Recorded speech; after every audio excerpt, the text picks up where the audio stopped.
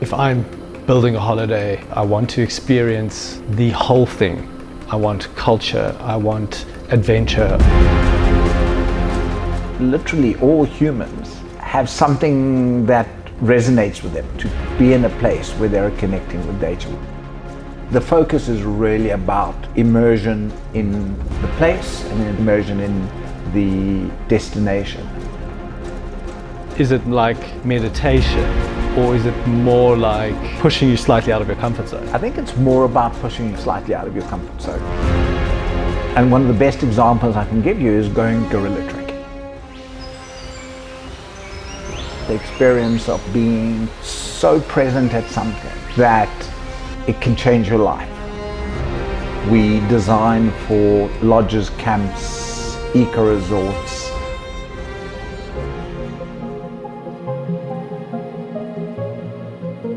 For people that don't know you and they're not familiar with the brand or the company, and you had to give an elevator pitch or say to someone that you met for the first time what it is that you do and why it's important, why it matters, what would that be?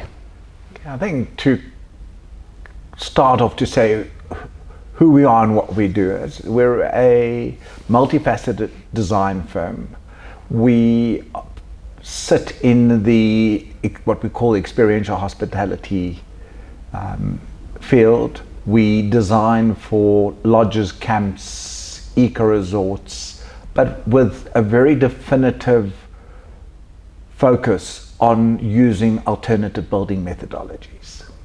Our baseline is to try and focus on areas that are more remote, and there is a sustainability edge to it. You've won the Radical Innovation Award twice now, recently for a project called the Turtle Bungalow. Yeah. Yes. And it's this kind of floating cabin, I guess. It's a room that's floating around the island. Correct. And I was wondering to myself when I saw it, how has the world of hospitality changed in a post-pandemic world in terms of flexibility, mobility, moving, having a mobile hotel, I guess. Hospitality has turned itself on its head post-pandemic. I think that's the biggest turning point. And before I go and answer your question, I'm going to just take it down kind of a different path, is that when we started doing what we were doing, it was really kind of focused on this type of architecture and design that was really focused on these experiential properties, a property that is more than just bricks and mortar and more than just designing for a single functionality. The experience has changed more from going to a hotel because of the hotel or the property because of the property itself, but more about going to the destination. It's really more about the destination itself that becomes the champion. The focus is really about immersion in the place and immersion in the destination. And what we've seen change hugely is that pre-COVID, we saw that the operators or the operations that were doing this were, of course, your safari operators, but there were more mom and pop developers who had a strong moral compass and were very keen on kind of protecting the environment and being around the environment itself. But now what we've seen is a huge shift where mainstream brands such as Four Seasons, Marriott, have moved to these kind of destinations. So what was kind of off the beaten track is now becoming the norm, and the norm is because this is what we're looking for. We're looking for something that is more authentic and something that is more connective, as opposed to just a pure escapism. If I'm building a holiday, I think I want to experience the whole thing. I want culture, I want adventure, I want to visit a place where, I can maybe understand a different people or a different kind of social dynamic, or maybe, yeah, it's not just about, like you say, checking into the best, most luxurious hotel that I can afford. And having four walls around you that protect you from Correct. everything else that is around you so that you can enjoy what's in. Yeah. It's actually quite the opposite. Yeah. So I think what was interesting for me about your your turtle bungalow is that, you know, in a way the hotel is mobile, and that changes the experience, because in my mind, when you travel, you have your hotel as a base, and then you venture out and see things. Whereas this is bringing that experience into your space. So you feel like, okay, maybe I don't have to venture out necessarily, but I have all the like luxury and amenities, but at the same time I'm engaging with the environment around me. Yeah, so exactly that.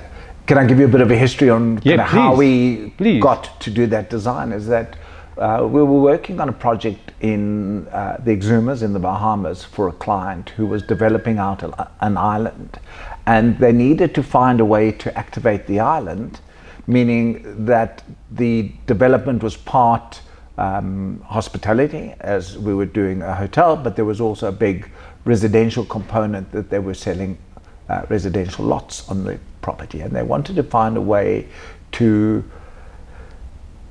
enhance sales of those plots and do it in such a way that they could give the visitor the experience of what it would be like once the plot or the home is developed.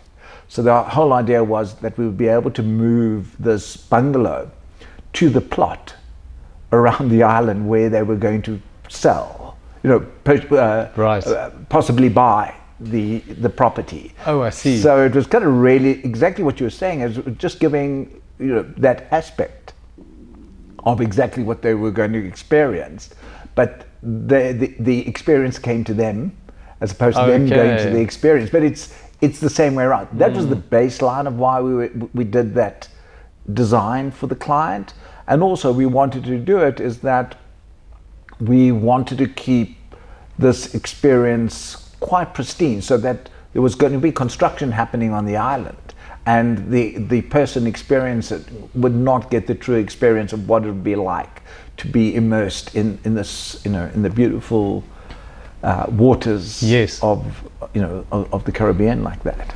It reminded me of something that I've been thinking about, which is a shift towards slow tourism. And, you know, part of the way that I have traveled in the past is, you know, you go to 10 cities in 10 days, or you do like a whirlwind type tour. Whereas this, to me, feels like a different way of seeing a place and experiencing a place, because you are like almost drifting with the current. There's a more organic way of experiencing that place than just, right, let's jump on a cruise ship. Where's our next port? We're stopping here. Okay, you've got 20 minutes to see the place and you're back on. You know, that kind of way of traveling. So is that something you're seeing more, like a choice towards slow? We're seeing a choice towards slow, and we're seeing a real choice towards immersive. And that kind of leads to many things that would determine about how we design, what we design for. And it's really understanding what is the function of the experience. And, you know, that's the change, and that's the real change that we're seeing too. And it's really what we set out in a business to do, is we set out in the business to focus on this type of hospitality. So when we started doing this, and we've been doing it for a while, we were really kind of focused. We started focusing on game lodges and safari lodges, which in a way has been doing this for a number of years. And then we were looking to take this across the oceans to places like North and South America, to Europe, and you know, some respects to Asia, which is it's kind of been happening for a while in Asia as well. But it's really about that kind of change in mindset where you're kind of changing from that pace of trying to see as much as you can in the shortest period of time. But this is really to try and immerse yourself as deeply as you can within the time that you have available to do so. Yeah, there's the kind of words that jump to my head are mindfulness, being present, kind of respect for the ecology, all these principles that I think I think this is part of your mantra and your philosophy of the way you do your work. I was listening to the glamping podcast. Right. Your episode of the glamping podcast. And you speak about how this passion for the outdoors has evolved. And I think just along that same line of thinking of, this mindfulness or respect for nature, it seems like you grew up with these values and with a great love for the outdoors. What was that like growing up? I was fortunate enough to, gain a deeper experience and, bumbled around doing a lot of things and had kind of really the opportunity to live in, fairly remote places. And I was just fortunate enough to kind of see how to connect that experience of kind of enjoying and being immersed in the bush with creating it into design and kind of bringing these two elements to intersect. And I don't think it's, we think this is a South African or an African thing. It's not. I think literally all humans have something that resonates with them, to be in a place where they're connecting with nature, where they're kind of seeing, feeling, that their senses are kind of aligned for themselves in that kind of environment. And that's why I think this kind of tourism or these kind of destinations are really resonating with people today. Yeah. So if you had to describe what it's like to stay in one of these resorts, I think for a lot of people it may never happen. They may never be able to afford to live in a place like this. Right. What is it like? What does it feel like to be in this environment surrounded by beauty, this extraordinary beauty? And let's be honest, the level of luxury is something that you only experience for a very brief time, but it's on another level. So I'm going to answer the question with a question to you. So in your mind, what do you believe is luxury? What is kind of for you luxury? And then I'll give you a view on that. Okay, interesting. So luxury is stepping out of your everyday into a place where you have less fear, less worry, less sort of mundane things to do, and I guess less stress as well, because if I imagine going to one of these beautiful lodges, you don't have to worry about prepping your food or thinking of something to do or silly things, making your bed. So you're in a world where these things are done for you, and it allows you to almost focus on what's around you. You've answered the question. So, that is where it's kind of coming from in terms of luxury, is that we have so much happening around us in our lives all the time. We are dealing with so much. The world is just getting faster and faster. Communication we become literal prisoners to kind of mechanisms of communication, whether it be kind of direct communication, social media, information. and to be able to go to a place that you can kind of quieten your mind from these things. And it's not about doing your bed, or sure, those are the kind of layers of luxury, but it's about your ability to kind of block all of that out and quieten your mind so that you can really be present in where you are. And I think that's the grounding of this. And it's exactly that, is that from both a facilities point of view and a service point of view, these kind of destinations allow you to do this. It kind of just takes that noise away for you, allows you to be present, and in some cases pushes you slightly to the edge. So if you were going to do a walking safari in the Okavango Delta, for instance, there's a slight edge to that, and the moment that you go on that kind of edge, your adrenaline starts to kind of move a bit faster, and then with that, your kind of senses start to kind of heighten a bit more, and your experience starts to heighten. And it might not be necessarily going for a walk in the Okavango Delta. It might be just pushing yourself. You might be in Peru and you're doing a hike up to Machu Picchu. Just pushing you that kind of little bit further. And it comes back to one of the kind of our philosophies of design, which is actually biophilic design. And one of the principles of biophilic design is actually peril.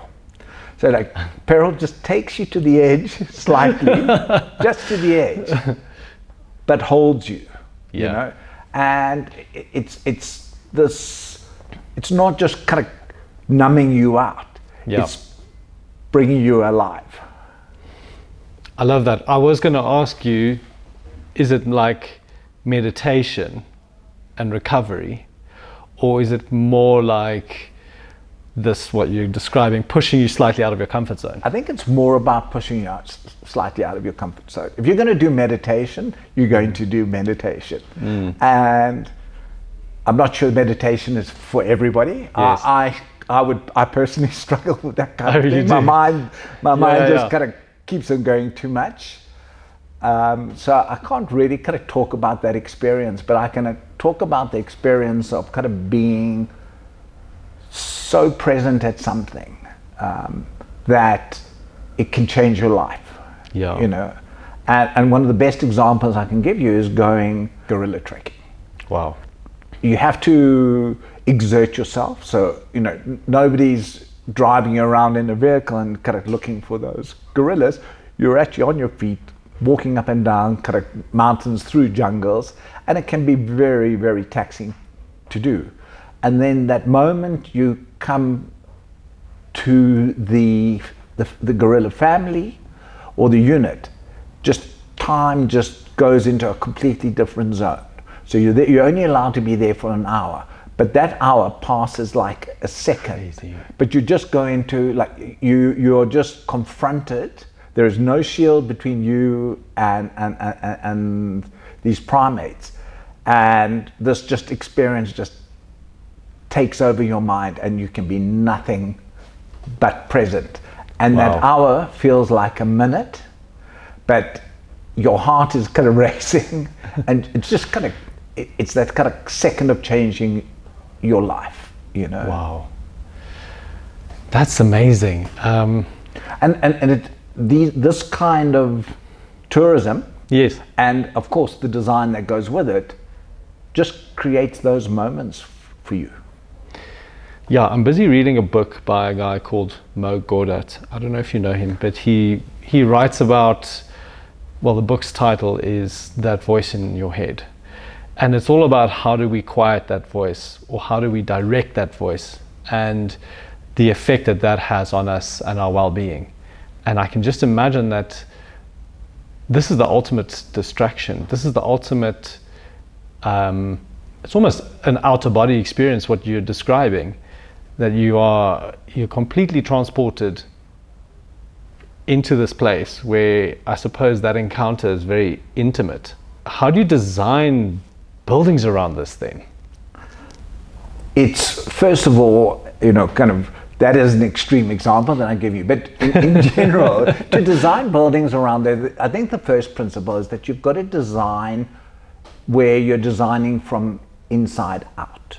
Okay. Whilst the building needs to look, pleasing and spectacular from the outside, that is not the essence. The essence has to be about, when you're in the building, how do you experience the outside?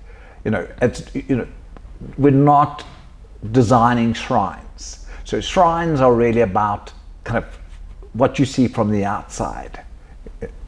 It's really about how you experience the inside out, and how do you get that inside to connect with the outside whilst you're in, but yet practically provide all the comfort and luxury, especially at the level that we're designing for. And I think that's the baseline. From the outside, it's really about the forms that you use that connect with where you are. And that connection can be that visual connection to where you are. It can be a historical or going back to using kind of local or kind of building methods that are appropriate, in terms of materials, etc. Yes. So I think finding that balance is the important part, but the importance is how the guest experiences those internal spaces, and it's you've got to think about each of the spaces differently. And things like a bathroom is not a bathroom. A bathroom has to be an experience. Yes. And within the bathroom, every element of the bathroom has to be an experience, from how you take a shower to how you have a bath, to how you sit on the throne. How you sit on the throne, to how you kind of shave, Yes. And it's about how do all those elements get a connection to where you are, in the outside. All of those things are so, so important. Of course, it's always about, how you see it inside. Yes. But it's more important about how you see it from the inside out. Yeah, and coming back to this idea of challenging people and sort of pushing them slightly out of their comfort zone. I'll never forget the first time I had an outdoor shower. I think I was at a hotel in the Cradle, and I was like, is this allowed? Like, I'm in nature, there's nothing around me. It's a totally different experience to be outdoors having a shower. It's not what most people are used to. So yeah, thinking about that experience, how does that tie in, and where does that form part of your day? And if it's extremely hot, what a relief that could be. Or if you've had a long day of game drives and then you return and have like a hot bath, and it's like, how can we make that a whole special experience? So I've seen a lot of these destinations, and they are, I feel like each is more special than the next. They are incredibly pristine in a way. So do you ever feel like we shouldn't do a building here? Like, humans shouldn't even be here? I mean, back to the gorilla thing as well. That's like... So the answer is yes, and sadly no. Okay, so there is especially when it comes to this ecotourism, there's a definitive place for ecotourism. So ideally, 100%, we should not be building in many places. But the thing is, what is the alternative, and what is the function? So, when we start any project, what we do is we create a framework and a sustainability framework for a project. So what we do is we look at what are all the various needs of the role players. So what you would have is you'd have the developer or the owner, you'll have the operator, you'll have the guests ultimately, because you have to get a design around them.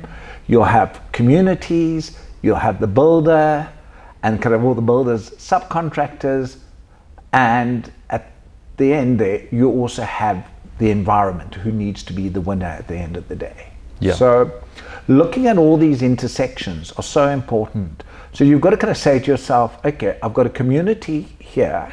What is the choice for the community? The choice is either they need to find a way to benefit from this level of tourism, or they need to benefit from the environment in some way.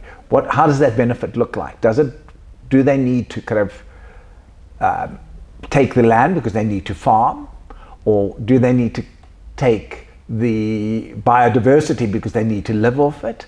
So it's, I think it's about life. Life is not black and white. Yes. We live in shades of grey. Yes. And I think it's when we have a responsibility, it's just to do the right thing.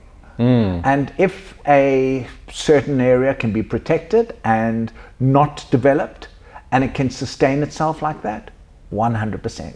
But when it can't be, and there is a need for some level of economic benefit that can trickle down to all the role players, then it can happen, and then we have a responsibility to do it properly. I think that's the way that we like to approach these things. Yeah, I mean, you mentioned the threat of farming and the threat of, a lot of these places are quite remote. So you will have local communities that aren't necessarily educated in the right way of how to respect their surroundings. So what is the biggest threat to these places? The biggest threat to our natural heritage anywhere in the world is human compression is the biggest threat to it. And then of course you have the layers of climate change and other environmental issues. But I think it's really about human compression. Tourism has a role in education as well.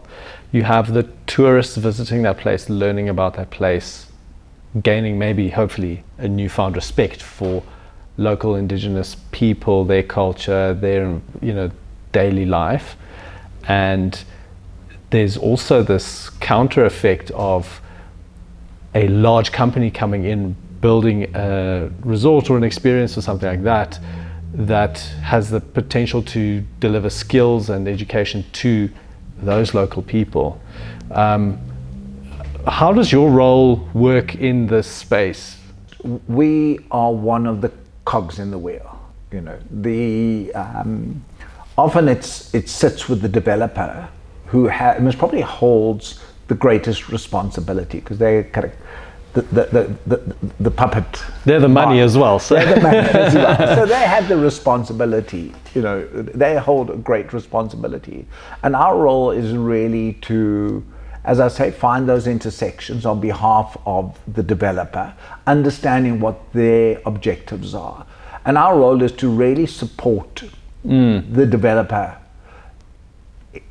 kind of in the greatest possible way, whether it is, of course, it's to design responsibly and to make sure that our responsible design has different layers, which include kind of bringing the community in. And then the design has that kind of real layer of ensuring that infrastructure is done correctly, that materials used are correct. I think it's our role is really more of a support role. The buildings that you guys build, they're quite unusual. If you compare it to, let's say, ordinary commercial structures, they are tents, camps and tents and tree houses and bamboo floating, bamboo structures, woven bomas, floating hotel rooms. How do you, that's obviously part of the design philosophy, is to have a light touch. Or using alternative materials that, light touch does not always mean building something on a platform. Yeah. Light touch is to kind of balance out what is the carbon effect on the overall project. So I'll just give you, can I go down this route? Of course, yeah. So just to give you an example, is that you've got to kind of weigh out these things. So for instance, we're busy doing a project in Kenya at the moment. So our option was to bring in an imported structure that would be lightweight, using demountable materials, but it would have meant that we would have had to create a huge carbon footprint by having it pre-manufactured in South Africa and brought to Kenya on site. But what we decided to do is we decided rather to kind of create a heavier on-site footprint, but with a larger carbon footprint by using local stone, local materials, etc. Yes. So it's those kind of putting respect to the choice Yes. one makes in the design process. Yeah, I've seen one of your projects using rammed earth. I was amazed by the simplicity of that building method. As you said, the low footprint of it, and the fact that the building ultimately will return back into the soil. So it's not like you are manufacturing steel and all these elements, and then obviously when you're there as well, the installation, is also a construction process. There will be some waste invariably, and then what happens to it afterwards? That's the big question. It's a huge dilemma that we have every time we design, and as we do more and more of these things, we'll end up having to kind of push the boundaries more and more. So it does become more challenging. But if we start looking at materials that are local and appropriate, it's a very, very good guidance to us. It's not always possible, and you can do it, but where you can and where it becomes possible, it's really worth doing. In certain locations in places like Mexico and Costa Rica, is that you have setback lines from the ocean where you can only build lightweight structures, then those become appropriate. Interesting enough is that we decided to do an entry into the 2025 Radical Innovations. Okay. And what we did is we came up, and I can tell you the backstory maybe a bit later, but we came up with an idea is to say, how do we create, we're always saying like our tents, like doing our tented structures kind of lightweight. But if you actually also start looking at the materials used in tented structures today, it's still a lot, it's still, the footprint's a lot less than one would normally do with concrete and, kind of brick and mortar. Yeah. And we came up with a concept to actually build a tent using naturally grown materials. Wow. So kind of our idea was, or the concept was, is to build a tent using bamboo, hemp, and mycelium. So, amazing. So we've kind of created this idea, and we call the idea grown, and it has no commercial value to us, but it's part of our process is that we feel within the studio is we need to challenge ourselves and challenge our teams to kind of always thinking and pushing the boundaries. And that's kind of one of the reasons that we do competitions like Radical. You've got almost like an in-house R&D process. So in 2024, one of the most Googled terms, if you look at Google Trends, is biophilic design. Yes. So what is biophilic design? Where biophilic design started from, I think it was in the 60s and 70s, it was actually it came into play to actually design enclosures for zoos, right? What? That's where it kind of stems from. Okay. Is that the idea was to design environments in zoos where the animals would feel more at home in the environment rather than in a cage. So that's where it kind of stems from. Crazy. We then looked at our own designs, and how do we create, we have essentially created our own cages in the places that we live, our kind of structures. So we're the zoo animals. We're the zoo animals. So what did the design do? It started to bring in that essence of nature around us. And it's kind of the simplistic way to look at it is to kind of put green walls and bring in natural materials into the design. But it's actually more than that. It's that your design can properly connect you. You know, it's not just about bringing those pot plants in, but it's really about the connection to nature, so that the design brings in through materials, through directional forms, through light, through passive air design, to kind of make that building feel more of a natural environment that we would need to live in. And we need to do that because, you know, whilst we always seek shelter and through millennia and through kind of history, that's what we do as humans, is we have to create shelter. But we stem from, you know, being out in nature. We may kind of sleep in something that is like a cocoon, but our days on a day-to-day basis used to be and supposed to be kind of outside within the world. Yeah. You just made me think of something about biophilic design, about our need to build shelter. There's a huge housing crisis happening at the moment globally. It's, you know, just looking at the effect of that in South Africa in terms of the number of people that are homeless and are using temporary structures and shelters to, you know, as their main homes. What is the minimum that we need, do you think, in terms of shelter, in terms of, you know, living alongside nature? Is there kind of a golden balance there? You've given me a difficult question. Yeah. Because the one talks about kind of design and biophilic design, and Yes. the other side talks about like Maslow's hierarchy of needs, right? So it's quite difficult to kind of, you know, balance it out. And I suppose the difficulty thing is if we look at kind of shelter, when you know, kind of, it's once you have everything, you actually, what can you have more? And that's when you start going back into the simplicity of things. But when you kind of don't have anything, that kind of basic need for kind of shelter, and then all the kind of trappings with it that kind of build you up to the point where you have hit nirvana, and then you need to kind of move down again. I think there's got to be that, even at the lowest levels, that you've got to create this environment that your kind of living conditions feel healthy and feel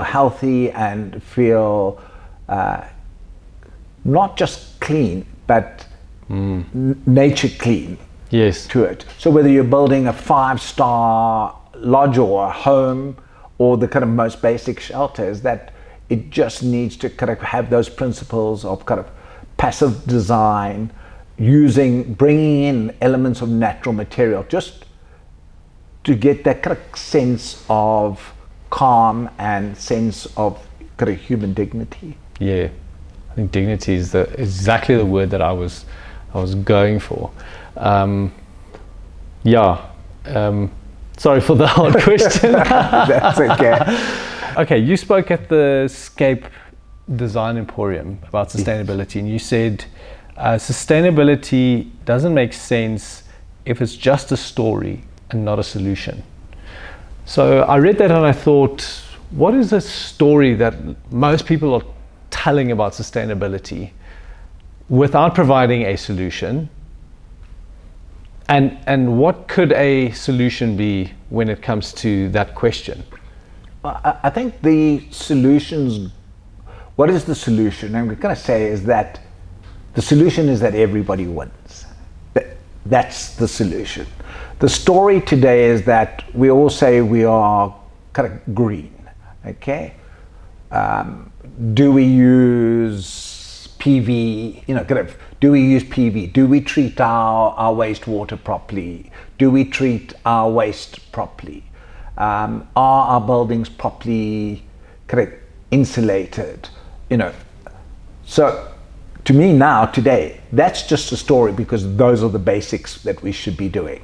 That should not be something that you should get a pat on the back and know about. Those are the things that you should just be doing.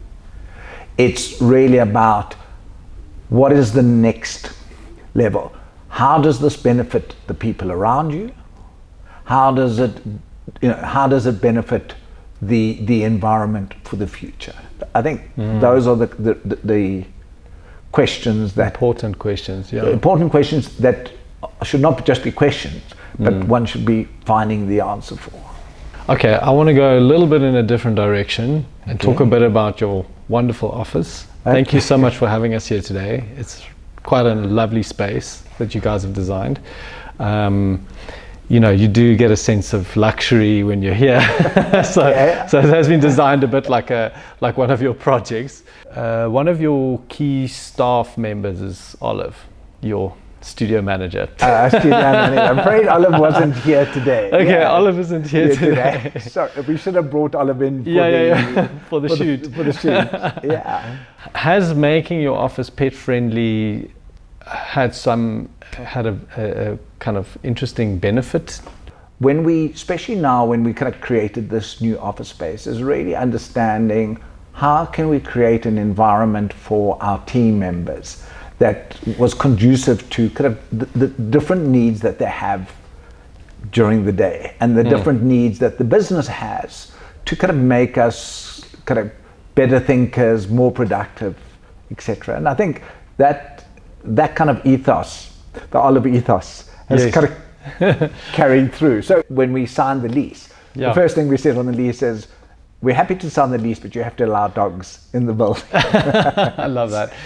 So the idea was to just create spaces over here where the team members can be collaborative when they need to be collaborative, that they can have the quiet spaces that they need to have when they need to have those kind of quiet spaces for them to chill out and connect with each other socially. And one of the spaces like we're sitting in at the moment, this is what we call our design lab. So it's a combination of a room, a sample room, but it's also a place where we work and encourage our team members to develop and test. So what happens is that if we're looking for new products, if they're looking for kind of creating samples or sample products, this is where they come and do it. It's not just coming here and laying out different timber samples. It's testing them. Yeah, so it's like a maker space. Almost like a workshop. You're encouraged to make a mess and experiment and try new things. And I guess that's all building to this idea of, okay, we're not just going to specify the same tent that we did last time. We're going to see how can we evolve our thinking, our materials, because I think a lot of this is about materials, and it's about pushing that envelope a little bit. We so much sit in a world today where we sit in front of our screens. Yes. And we like click and drag and click and drag. Yeah. And we've got a mood board. But that's not design, is it? That's not design. Design is kind of touching, feeling, smelling, those are the things that are so important in this. And at the end of the day, that is really what our projects need to be, and we've got to pride ourselves on being. These things that have been thought out, not just in front of a screen, but in a tactile way. Something I noticed about your space as well is that everyone's arranged around this central atrium. There's visibility across spaces, and I think people will notice someone possibly working on something and be curious about that, and so it's encouraging this collaborative environment. It's so important, especially when we we kind of move across disciplines from landscape architecture to kind of interior design.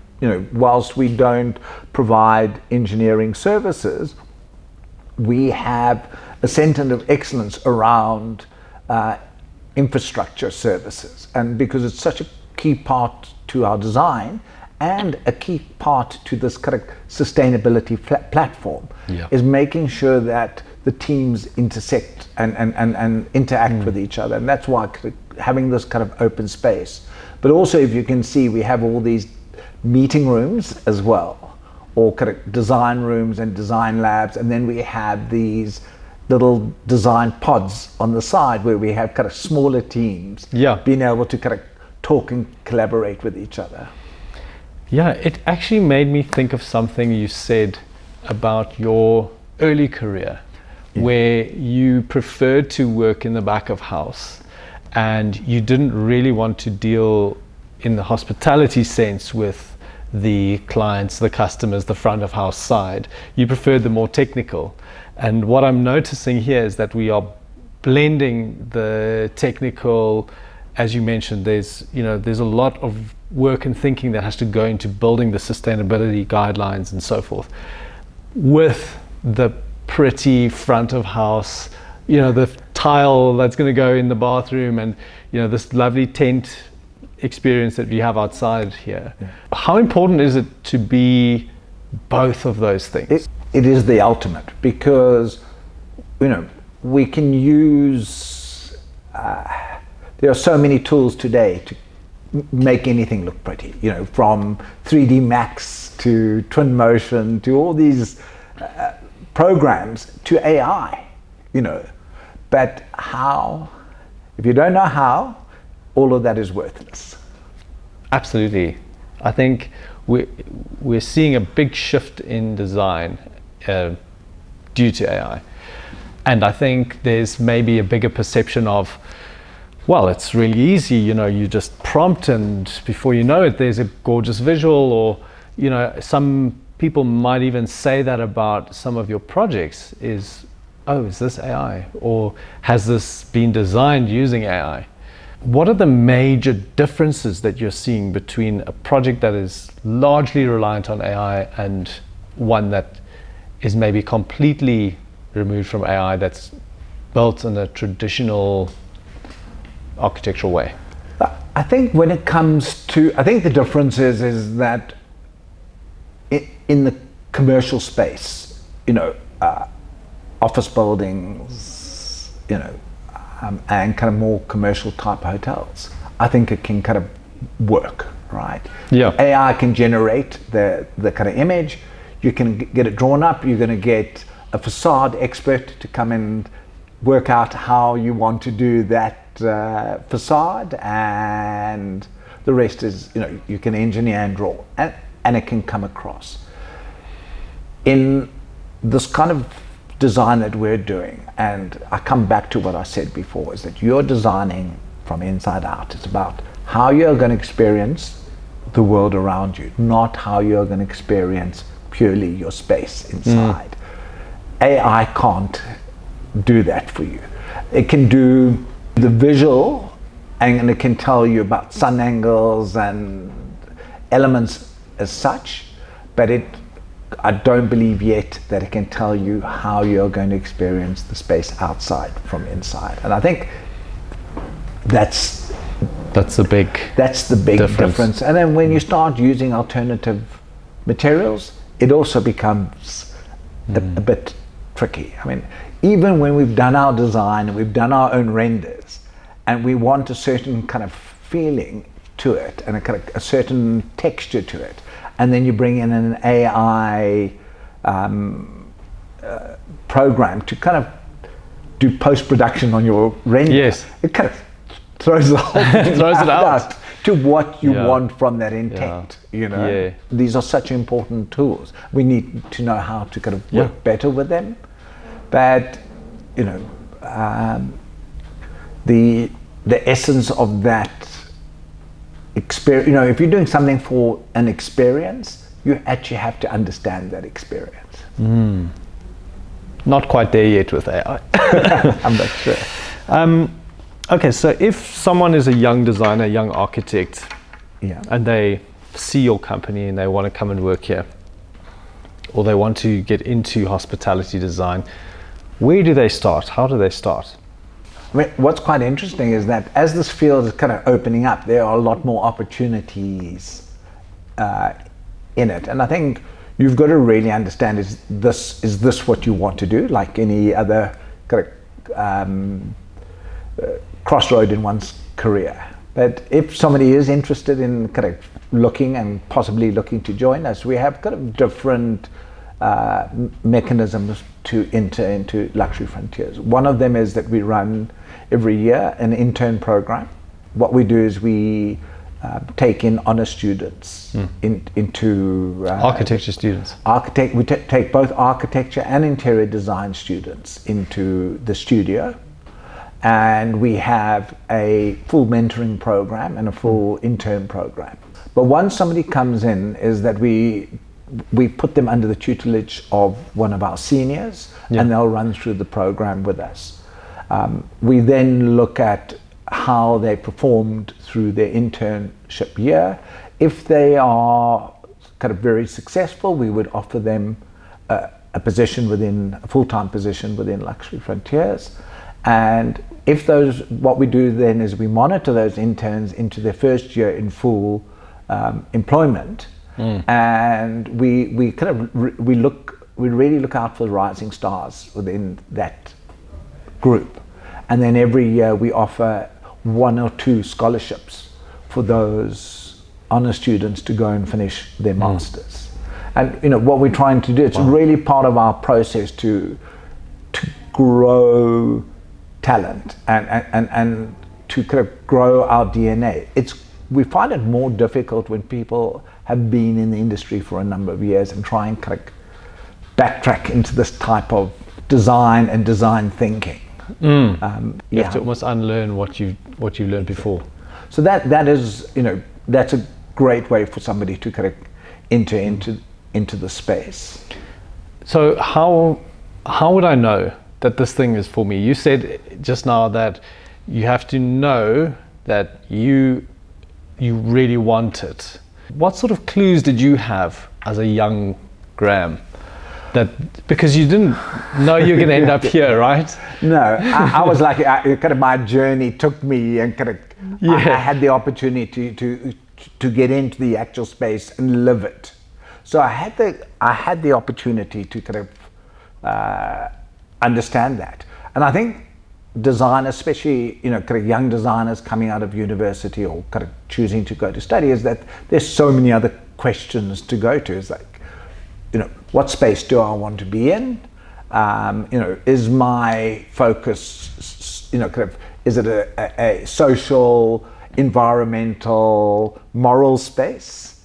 And then am I a design architect, a project architect? There's so many kind of questions. So I think if you can kind of understand these things in bite sizes for yourself, I think it will evolve into kind of what you want to be. But it's a space where you want to start.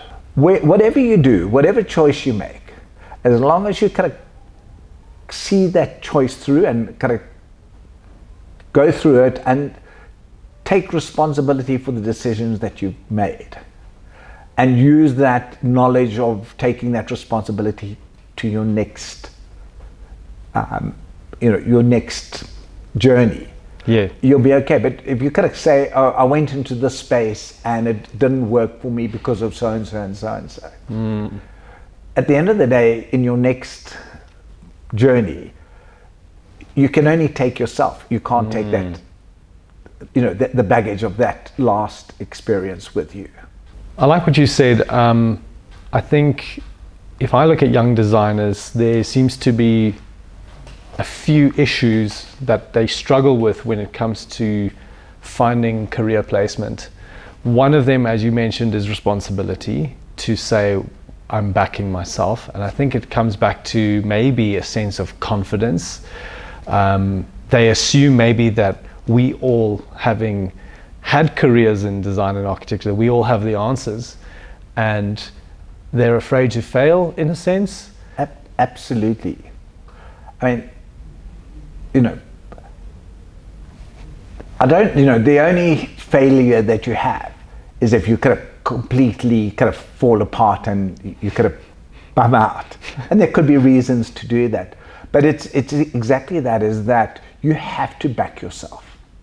And if you can find a company that will back you as well, because we all need that kind of sounding board. And I think that is such a important process. And we kind of, we don't always get it right, but we bring it into our culture over here in terms of kind of our mentoring programs. And it's kind of highlighted really in our intern program, is to make sure that we back people. I'm sure people watching this, young designers who look at your projects and think, wow, that is something really unique and special. I think even, especially in a African context, South African as well, we have access to these natural resources. There are many sites, many opportunities for this type of hospitality work, and I don't think there are enough companies designing these projects. And it's not just the opportunities around the world are infinite. I mean, we have the privilege. I mean, I go to India, to the most amazing places in India on a regular basis. I went last year. I did a trek to base camp in Everest. Wow! To go and look at a project through the. Wow! I mean, those are the kind of elements that we look at, and there are so many unique locations worldwide, and that's where that is where this is going. I read an article about how the more AI takes over work, the work side of our lives, replacing jobs, but also changing this question of whether we need to work as humans. What are we going to do with our spare time, and what do we do with our downtime? If we spend a lot of time managing agents or behind screens, they will replace the mundane work, giving us more opportunities to travel, have experiences, and live in nature. So there seems to be a trend that these types of hospitality projects, eco lodges, quite remote nature experiences are on the rise. 100%, and we're seeing it across all spectrums and all kind of all demographics, and kind of all socioeconomic levels, and there is a place for it for everybody. It's not necessarily just an elitist thing, and the best destinations in the world, if you want to kind of know where are the best destinations and what is going to be the best destination, follow the backpackers. and they'll tell you. Yeah, 100%. Amazing. That's because they are prepared to push. They're prepared to push that boundary and that edge, and it's the edge of experience. It's not necessarily the edge of luxury. Luxury can just be brought in, but it's really finding that kind of edge of experience. I love that. Thank you so much, Graeme. I believe that the type of architecture you guys are doing is critical to the future of not only sustainability, but our species, to figure out this question of how do we live alongside nature, how do we work to make buildings that respect nature, but at the same time deliver on an experience. That for me is such an important direction for architecture and for design thinking. I have huge admiration for all the projects. I have huge envy for the ability that you guys have to travel and visit these sites. These are the most special places in the world. It's a privilege, and I think that's an important part, is as you go through the process and kind of trying to keep in the forefront of our minds is that it is a privilege. And especially, it's of course it's a privilege to be doing the project, but it's a privilege to be working in these locations. And that has to be in the forefront of my mind, the team's mind, so that when our designs are there, come to fruition, that they are respectful in line with that privilege. Amazing. Yeah. Thank you, sir. Great. I appreciate it. Okay. Okay.